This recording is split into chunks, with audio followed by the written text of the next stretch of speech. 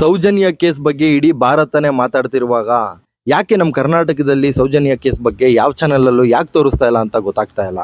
ನಾನು ಒಂದೇ ಹೇಳ್ತೀನಿ, ಇದೇ ನೀವು ಮೀಡಿಯಾದವರು ಅವತ್ತು ಶಿವಣ್ಣ ಕಮಲ್ ಹಾಸನ್ ವಿಚಾರದಲ್ಲಿ ಮಾತಾಡಿಲ್ಲ ಅಂದಿದ್ದಕ್ಕೆ ಇಡೀ ನ್ಯೂಸ್ ಚಾನಲ್ ಎಲ್ಲ ಹಾಕ್ಕೊಂಡು ಶಿವಣ್ಣ ಅವರೇ ಯಾಕೆ ಮಾತಾಡಿಲ್ಲ ಅಂತ ಒಂದಷ್ಟು ದಿನ ಇದು ಮಾಡಿದ್ರಿ.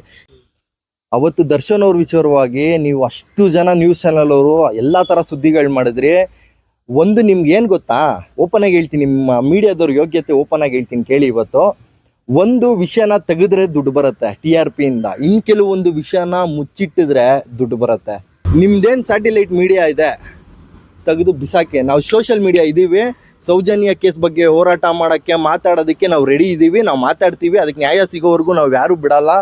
ನೀವು ಹೇಳ್ತಿರಲ್ಲ ಯಾವಾಗಲೂ ನಾವೇ ನಂಬರ್ 1, ನಮ್ಮಲ್ಲೇ ಮೊದಲು, ಹಂಗೆ ಹಿಂಗೆ ಬ್ರೇಕಿಂಗ್ ನ್ಯೂಸ್, ಅದು ಇದೆಲ್ಲ ಬರೀ ದುಡ್ಡುಗೋಸ್ಕರನೇ. ಸ್ಯಾಟಿಲೈಟ್ ಮೀಡಿಯಾ ಒಂದಿನ ಖಂಡಿತವಾಗ್ಲೂ ಬೀಳುತ್ತೆ. ಇಡೀ ವರ್ಲ್ಡ್ನ ರೂಲ್ ಮಾಡೋದೇ ಸೋಷಿಯಲ್ ಮೀಡಿಯಾ. ಬರ್ದಿಕೊಳ್ಳಿ, ನಿಮ್ಮೆಲ್ಲ ಚಾನಲ್ಲು ಬಂದಾಗತ್ತೆ. ಬರೀ ಸುಳ್ಳು.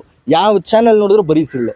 ಒಳ್ಳೇದನ್ನ ತೋರಿಸಲ್ಲ, ಸಮಾಜಕ್ಕೆ ಏನು ಬೇಕು ಅದನ್ನು ತೋರಿಸಲ್ಲ, ಬರೀ ಕೆಟ್ಟದನ್ನೇ ತೋರಿಸ್ತೀರಾ, ಜನಗಳಲ್ಲಿ ಆತಂಕ ಹುಟ್ಟಿಸ್ತೀರಾ, ಭಯ ಹುಟ್ಟಿಸ್ತೀರಾ. ಬರೀ ಇದೇ ಆಗೋಯ್ತು ನಿಮ್ಮದು. ಸೌಜನ್ಯ ಹೆಣ್ಮಗು ಮಾತ್ರ ಅಲ್ಲ, ಆ ಕ್ಷೇತ್ರದಲ್ಲಿ ಎಷ್ಟು ಜನ ಹೆಣ್ಮಕ್ಳು ಸಾವಾಗಿದೆ, ಅವರೆಲ್ರಿಗೂ ನ್ಯಾಯ ಸಿಗಬೇಕು. ಅಲ್ಲಿವರೆಗೂ ಹೋರಾಟ ಅಂತೂ ಮುಂದುವರಿತಾನೆ ಇರುತ್ತೆ. ಇದನ್ನಂತೂ ಖಂಡಿತವಾಗ್ಲೂ ನಾವು ಬಿಡಲ್ಲ. ವಿಡಿಯೋ ವೈರಲ್ ಆಗ್ತಾನೆ ಇರಲಿ. ಯಾಕಂದರೆ ಒಂದು ಘಟನೆ ಸೈಲೆಂಟಾಗಿ ಮಲಗಬಾರ್ದು, ಅವಾಗ ಅದನ್ನು ಎಚ್ಚರಿಸ್ತಾನೆ ಇರಬೇಕು. ಸೊ ಅಂತ ಕೇಳ್ಕೊಳ್ತಾ ಈ ವಿಡಿಯೋನ ಇಲ್ಲೇ ಮುಗಿಸ್ತೀನಿ. ಆ್ಯಂಡ್ ಎಲ್ರಿಗೂ ಒಳ್ಳೇದಾಗಲಿ. Thank you.